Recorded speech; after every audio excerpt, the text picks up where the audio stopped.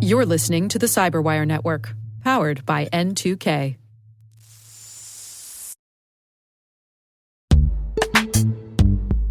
Today's sponsor, Rapid7, has an irresistible invitation for you CISOs and security practitioners out there. A free 2-day virtual summit. The subject? Preemptive security. Join the Global Cybersecurity Summit on May 12th and 13th from wherever you like. A-list speakers will show you how organizations are disrupting attacks before they can blowtorch your day. You'll see how exposure management, MDR, and AI together let you make the decisive move. Registration is open at rapid7.brighttalk.com.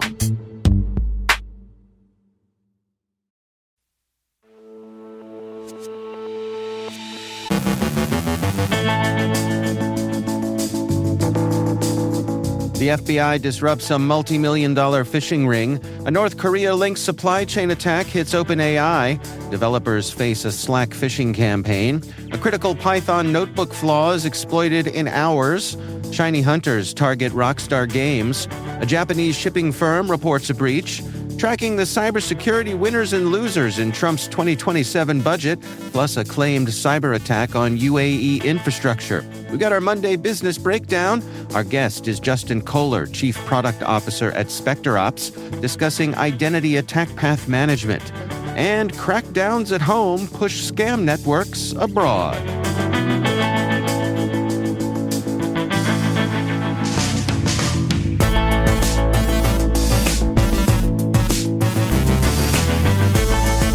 It's Monday, April 13th, 2026. I'm Dave Bittner, and this is your CyberWire Intel Briefing.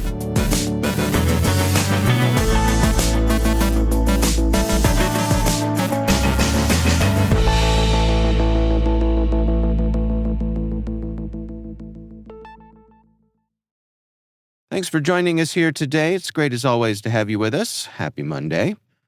U.S. and Indonesian law enforcement have dismantled WELL, a phishing operation linked to more than $20 million in fraud worldwide. WELL, we note, is spelled W3LL because, of course, it is. Led by the FBI's Atlanta field office, the takedown targeted the WELL phishing kit, which allowed criminals to spoof login pages and steal credentials.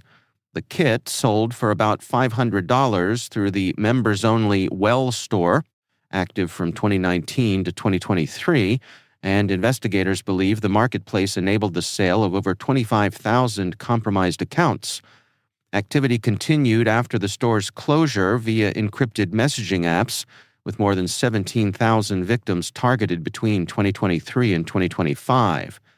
The FBI seized the well.store domain and identified the suspected developer as GL. Researchers at Group IB previously described WELL as a full business email compromise ecosystem, supporting attacks across the phishing kill chain. The Trump administration's proposed 2027 budget would reduce civilian federal cybersecurity spending from $12.455 billion in 2026 to $12.228 billion, a decline of about $227 million, with uneven impacts across agencies. The Department of Justice and State Department would see the largest increases, alongside smaller gains at transportation, commerce, housing and urban development, and energy.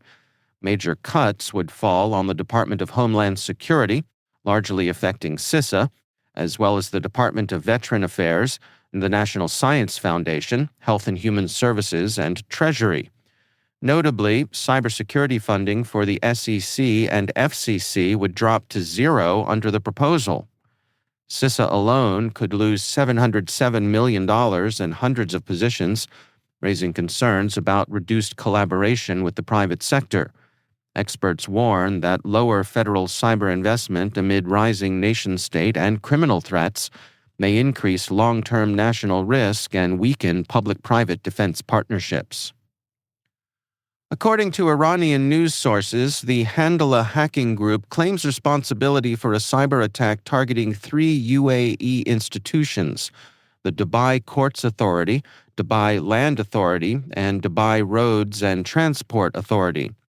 The group says it destroyed 6 petabytes of data and exfiltrated 149 terabytes of sensitive documents, causing reported disruptions across Dubai's legal and infrastructure systems. Handala framed the operation as political retaliation and warned of further action. The claims, if accurate, suggest a significant challenge to the UAE's critical infrastructure cybersecurity posture. Again, we emphasize these claims have not yet been independently verified. The Open Source Security Foundation is warning of a phishing campaign targeting software developers through the To-Do Group Slack workspace. Attackers impersonate Linux Foundation leaders and promote a supposed invite-only artificial intelligence tool to lure victims. Targets are redirected through a fake Google Workspace-style page that requests an email, access code, and installation of a malicious root certificate, enabling attackers to monitor encrypted traffic and steal data.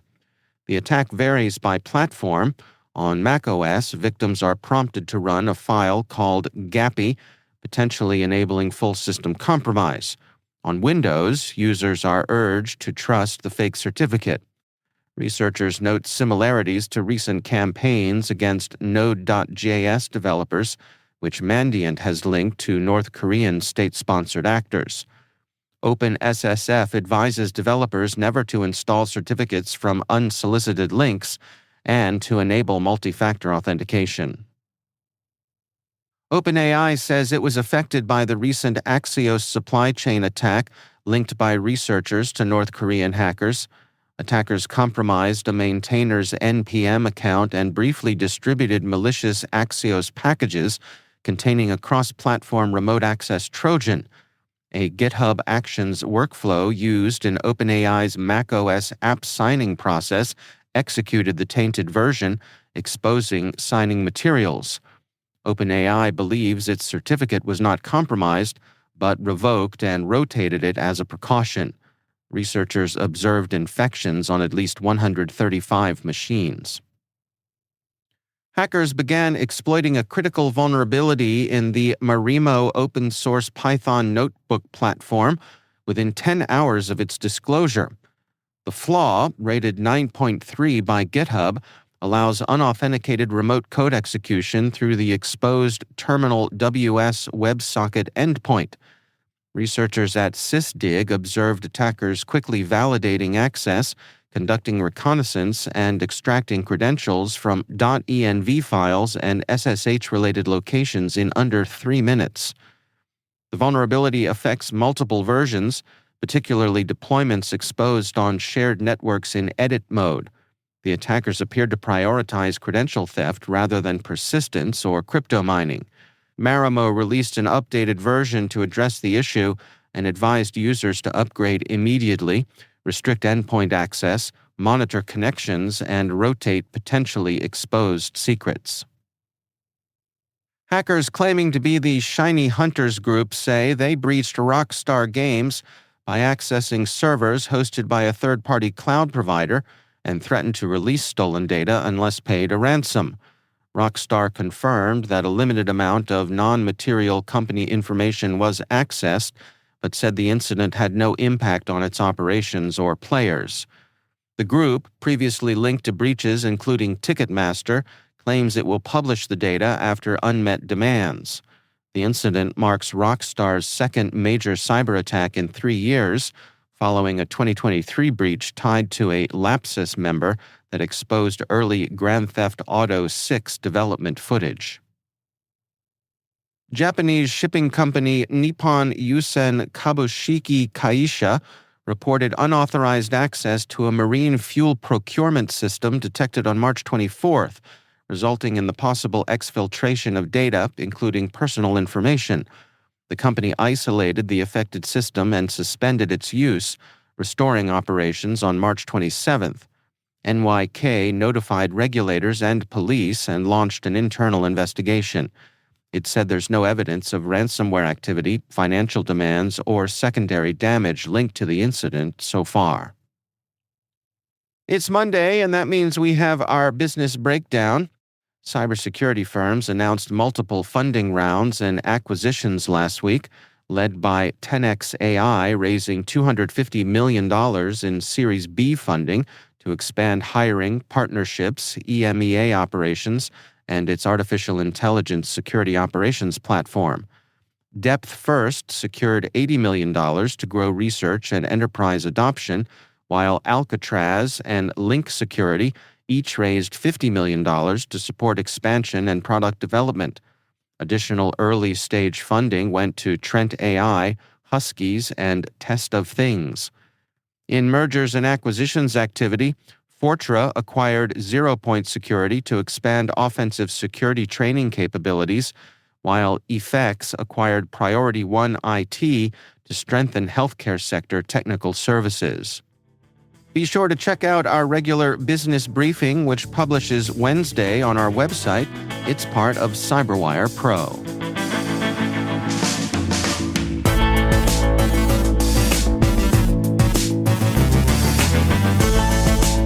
Coming up after the break, my conversation with Justin Kohler, Chief Product Officer at SpecterOps. We're discussing identity attack path management.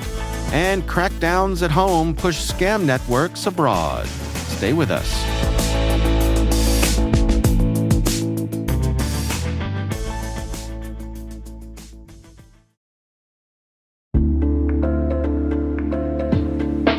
And now a word from our sponsor, Arcova, formerly Morgan Franklin Cyber. Arcova is a global cybersecurity and AI consulting firm built by practitioners who've been in the seat.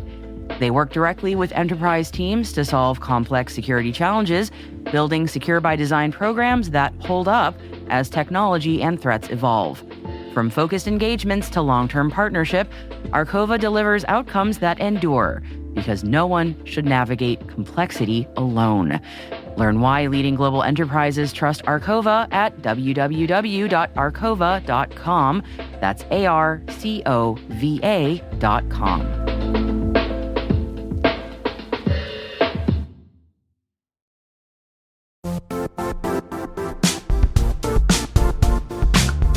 No, it's not your imagination.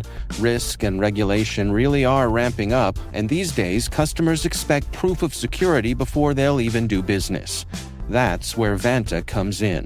Vanta automates your compliance process and brings compliance, risk, and customer trust together on one AI-powered platform.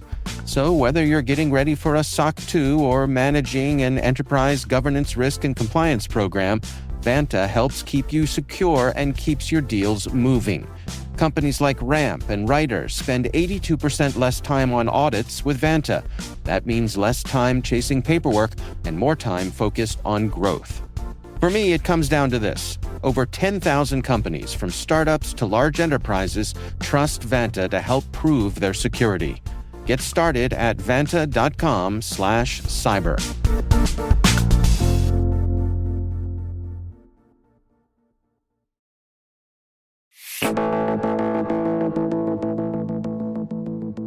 Justin Kohler is Chief Product Officer at SpecterOps. I recently got together with him at the RSAC 2026 conference for this sponsored Industry Voices interview discussing identity attack path management. I think the interesting thing on the AI side is we are seeing what we call nation-state level tradecraft come down to the masses, right? It's really easy for us to launch really advanced attacks. Now it's easy for a lot of people. I think the other fear of AI is not just launching super advanced attacks, but a lot of mediocre attacks and just starting a fire over here so that people, get distracted. The reason why that's relevant to us in Bloodhound is you're not going to really be able to keep up with this from a detection and response scenario. I mean, maybe you can throw another AI agent and have them get into a race condition and race each other.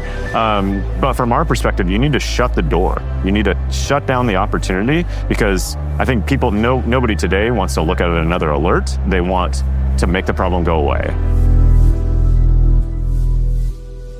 Well, thanks for joining us once again here. We are on the floor at RSAC 2026, and it is my pleasure to be joined by Justin Kohler. He is the Chief Product Officer at SpecterOps. Justin, Thanks so much for joining us. Yeah, pleasure to be here. Just the hum of the hall is getting over it. Before we dig in, how's the show been for you so far? Awesome. It's been a blur. Really exciting. But yeah, crazier every year. Absolutely. I want to dig into some of the things that I've been hearing coming out of SpecterOps this week and recently. This whole idea of identity attack path management. I want to make sure I get that right. Can we dig into that? What is that and why does it matter? Yeah, so we kind of realized that we were doing this for the last decade, and then we put a name to it. So if you don't know SpecterOps, we got our history started with penetration testing and red teaming. And the way that we would accomplish our objective, we stopped throwing exploits and just taking over boxes. We usually took over an identity. And historically, that was an Active Directory because that's where people had their identities. But as organizations have evolved their identities in more hybrid environments, so like it could be Entra ID or AWS or GitHub or you name it, there's identities everywhere. And if we can take control over those identities, not only can we operate as them, but we can hide under the radar, if that makes any sense. So we just use your permissions against you. And that's what we mean by an identity attack path.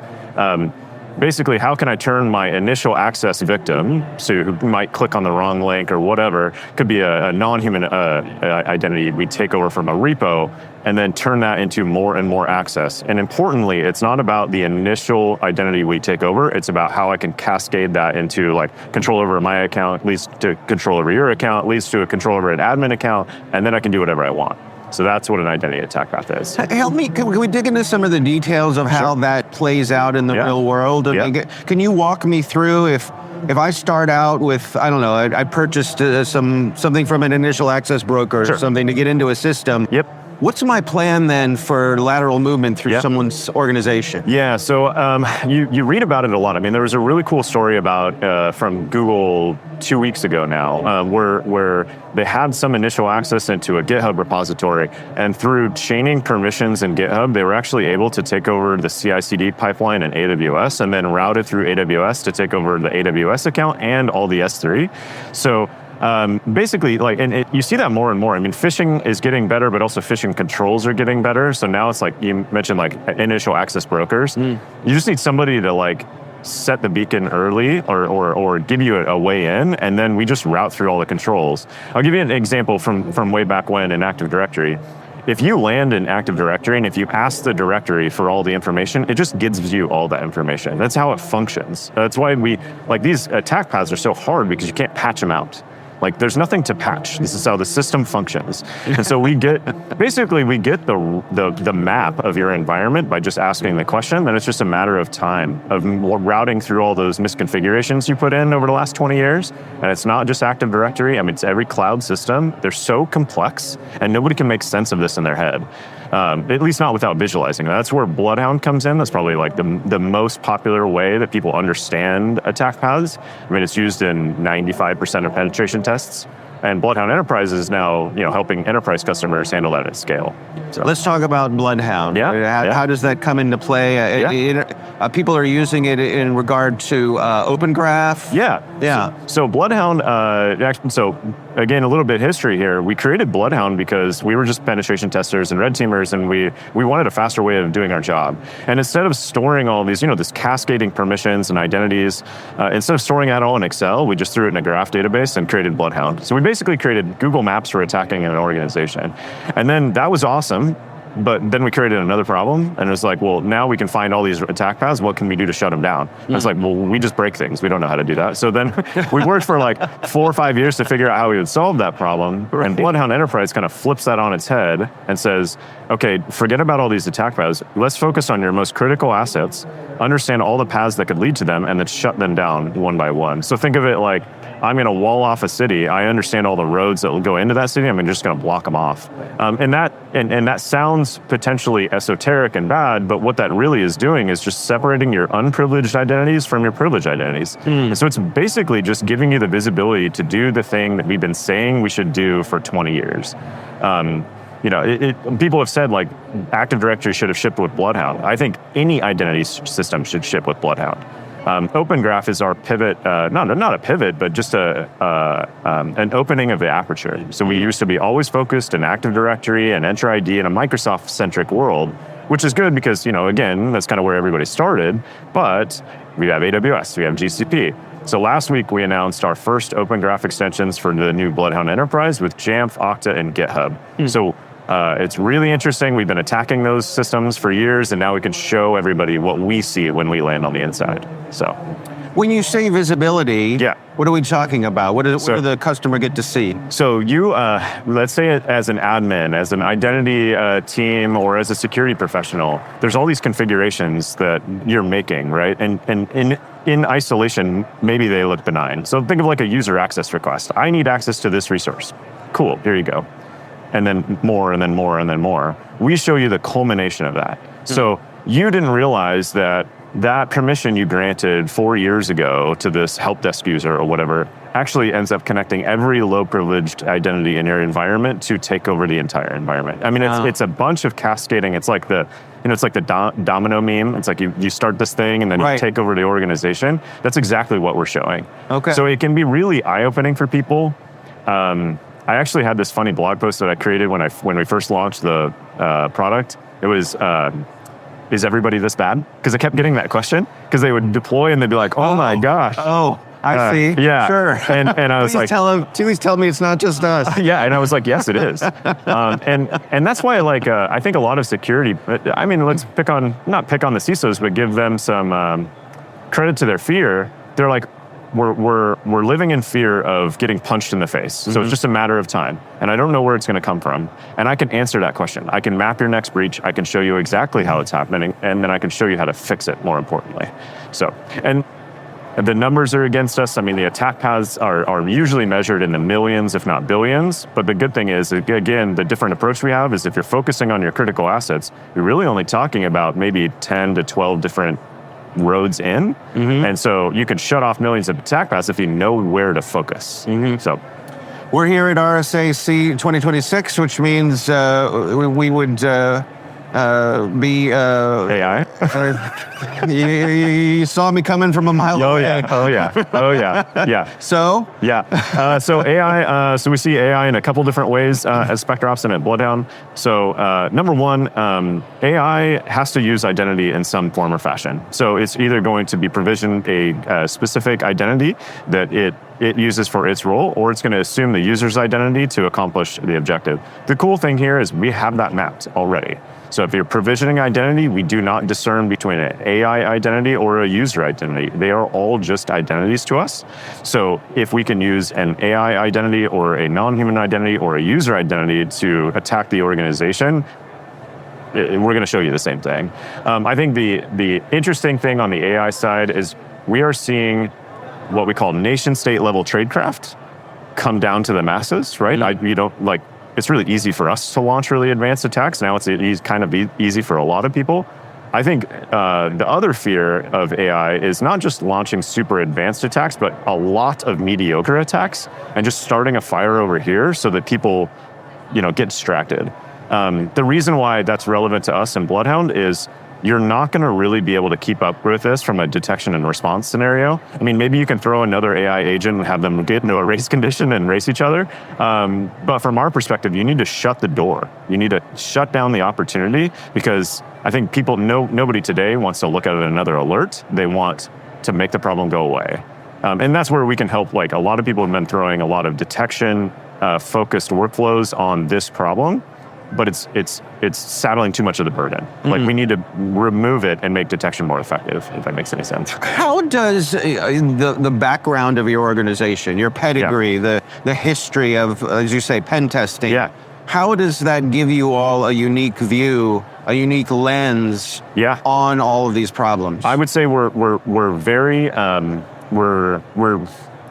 we're very lucky in that sense. I mean, we work with a lot of very large, very interesting organizations. We're the red team for OpenAI and Palantir. So we get exposed to a lot of different new problems. And I think that's the way that we think as a company. We don't think as a product company trying to create a product to sell a product, we were like, we're attacking organizations and we're getting in every time. How can we stop ourselves?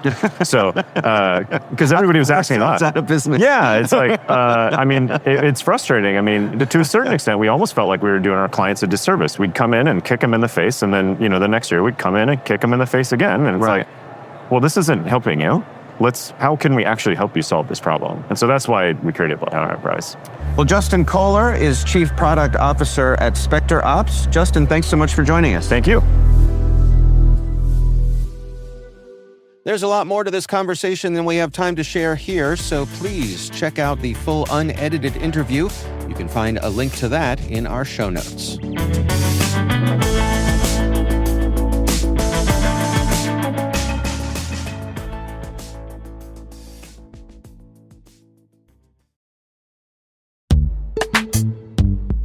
Most environments trust far more than they should, and attackers know it.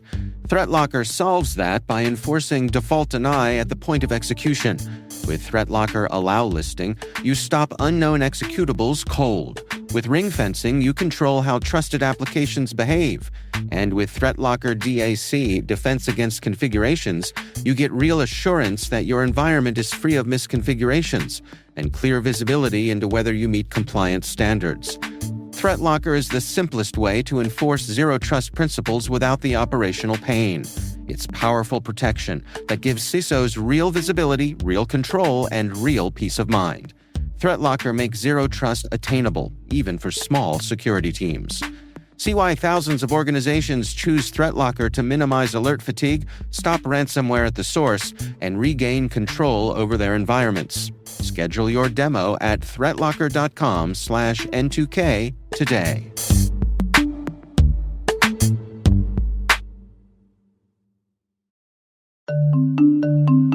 When it comes to mobile application security, good enough is a risk. A recent survey shows that 72% of organizations reported at least one mobile application security incident last year, and 92% of responders reported threat levels have increased in the past 2 years. GuardSquare delivers the highest level of security for your mobile apps without compromising performance, time to market, or user experience. Discover how GuardSquare provides industry-leading security for your Android and iOS apps at www.guardsquare.com.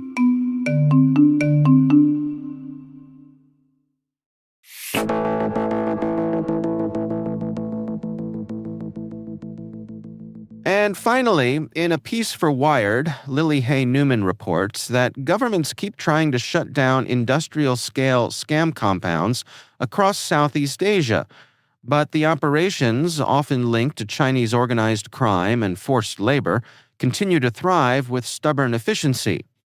The FBI says Americans alone reported $17.7 billion in cyber-enabled scam losses last year, likely an undercount.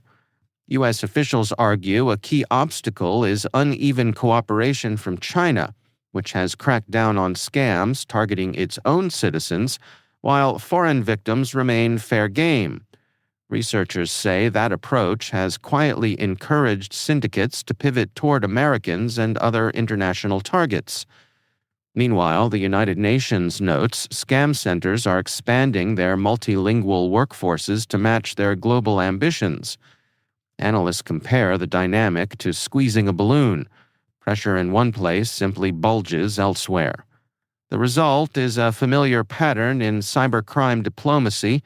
Everyone agrees scams are bad, just preferably someone else's problem first.